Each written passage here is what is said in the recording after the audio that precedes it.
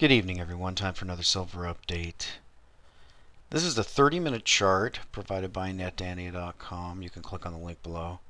And as you can see, this downtrending line that I had here with a series of touch points where we just touched again on Friday. A nice little breakout here right on the open Sunday evening. So I did not really expect that, but that's an interesting surprise. If we move in quite a bit closer, we can see it breaking just above there, seemingly wanting to move higher. So did I manage to catch a bottom with my buy of the dragons down around in here? I'm not sure, but it just felt like a good buying point. Speaking of that, as you know, they're out on AppMax, but I did happen to find them today on Gainesville Coins. Now you can see here they're a little bit higher. They're actually $8 over spot here, so that's pretty pricey.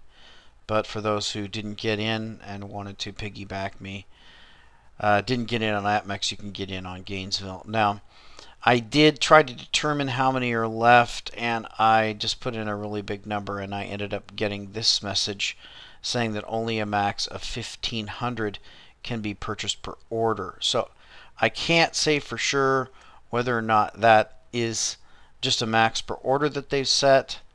I guess I could go back and try to do a different coin here, but I don't really have time. So maybe one of you can do that.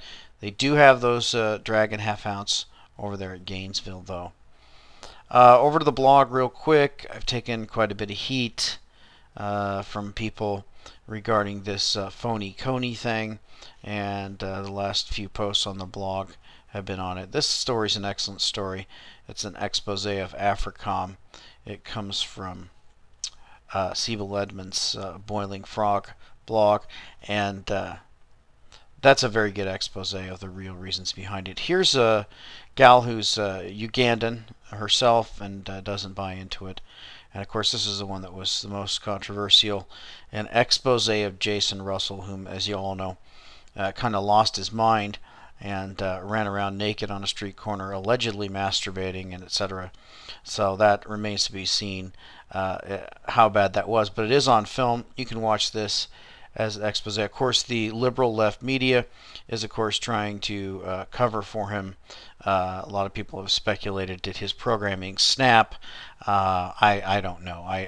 The guy supposedly was a Christian. Never seemed like a Christian to me. He just seemed like a fake from the very beginning. So possibly another PSYOP plant by the powers that be. Probably so. The video at the very top of the blog is Mind Control, America's Secret War. Probably ties in with that story. The CIA and others have a long history of attempting to control people with mind control, drugs, and various other things. So, very interesting documentary from the History Channel, and you should check that out. Now I'm going to go to a question of the day real quick, but before I do that, on the forum, I did want to point out for those who are Christians, I did add a forum here. There's some controversy about this is originally a Christian forum and then it became other religions. So what I did was I broke out a separate forum for Christianity here. And then Bible questions, I have actually done my first video here on Bible questions answered. So if you're interested in that, you can go over to the forum and watch that. Now, the question of the day I want to talk about real briefly. This one's on bonds, and the question is, John, if 10-year or 30-year U.S. bonds will rise to, say, greater than 10%, say, in the next few years, would you buy them? If yes, why? And if no, why not? Thanks. Interesting question. I've mentioned before that my family back in the early 80s ended up purchasing a bunch of 30-year and other bonds around 20% as investment. Turned out to be excellent investments. Just to think that you could lock in a 15 to 20% interest rate for the next 30 years is absolutely mind-boggling. The idea that you could return nearly a fifth of your money every year, year after year. That's a retiree's paradise as opposed to what we're living in today, which is a retiree's nightmare, where it takes you $1,000,000 to barely even scrape by on your interest money. So the question, would I buy the bonds if they hit that interest rate? Probably not. And the reason why is they kind of did sort of stick save on the economy by stopping inflation, raising rates so high. But as you know, they began to run up the debt at that point astronomically. And I just don't see a way out of it. I may be wrong. They may be able to save it again in the same way. But I just don't see a way out of it. And what I foresee this time is that rather than top ticking the bonds as far as the rates are, you would probably end up just chasing after it, because what would happen is the rates would go to 10 and then 20 and then 30 and then 40 and then 50, and you have a hyperinflationary blowout. And the bonds that you buy end up being essentially worthless. So really, in my opinion, the only investment out there that is worth investing in is physical gold and silver. And of course, I side to the physical silver side just because it's so much rarer than gold above ground, and it's just so undervalued with the ratio at around 50 to 1. So I personally have a lot more silver than I do gold, and I'm not really interested in accumulating any gold at this point, but I'm always looking for better prices on silver. So wanted to cover an interview real quick. This is over on Lou Rockwell's site, and it's an interesting interview with Doug Casey. It's called The Illusion of Recovery. I'm going to read a little bit of this. It's too long to cover the whole thing. And I'll start with the first question here. Doug, the so-called recovery, excuse me. Doug, the so-called recovery is looking more than so-called to a lot of smart folks, even to our own Terry Coxon, who says the recovery is real, albeit weak. Doug, Terry's probably looking at it by the numbers, some of which are reported to be improving, but let's come back to the numbers and start with the fundamentals later. The first order of business, as usual, is the definition. A depression is a period of time in which the average standard of living declines significantly. I believe that's what we're seeing now. Whatever the numbers produced by the politicians may seem to tell us. Question, I was just shopping for food and noticed that the bargain bread was on sale 2 for $5. My gas costs almost as much per gallon. That's got to hurt a lot of people, especially in the lower income rungs.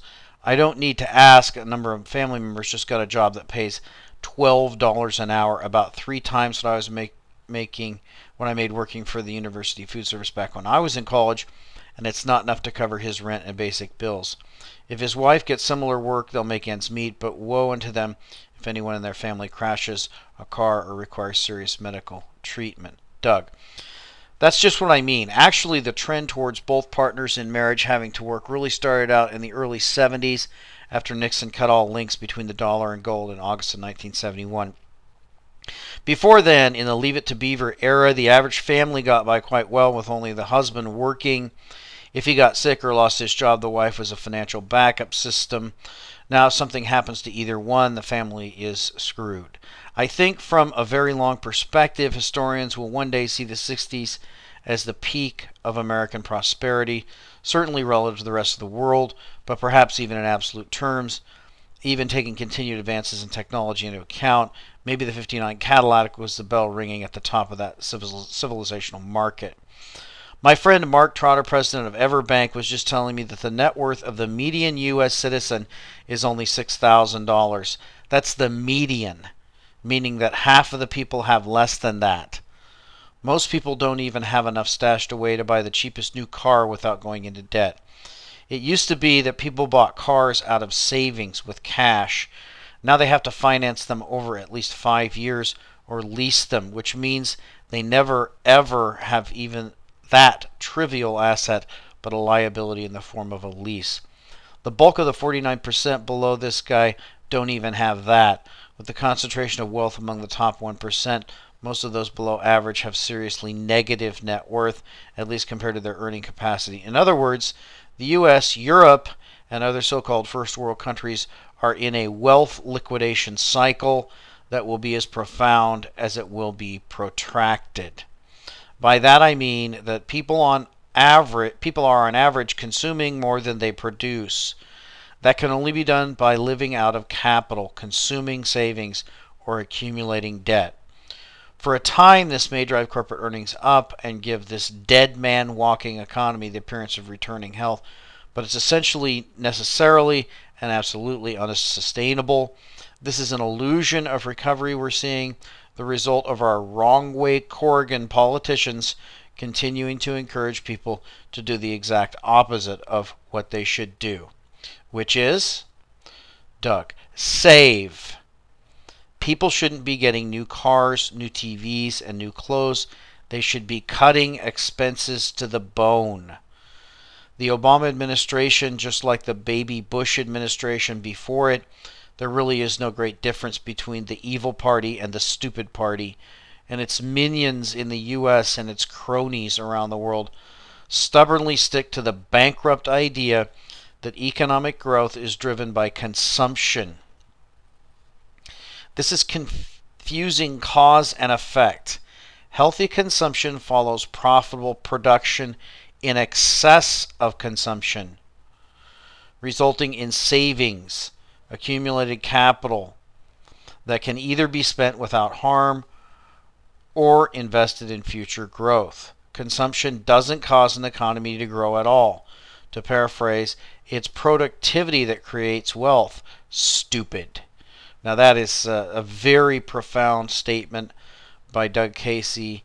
It's, and I'll stop there, but it really is startling and incredible how many people don't understand that growth does not come from consumption. Growth comes from savings and productivity. It's absolutely startling because, as I pointed out in past episodes, we've hit a wall in the economy. The unemployment rate is still rising, even though it's not being reported. The youth are facing a potential 50% unemployment rate. The jobs just aren't out there. And of course, why would they be when the government is punishing savings in every way? There's no capital being created. So what you have to do is save, and of course the way you're going to save is in silver. We're rallying now, but it's still very cheap to buy at $32.34. Silver is still, in my opinion, the buy of a lifetime. If we did the math, it's how far it is down from its inflation adjusted high of 1979 at $49. I would guess that silver is probably down 80 or 90% from its inflation adjusted high of 1979. So that's an incredible bargain.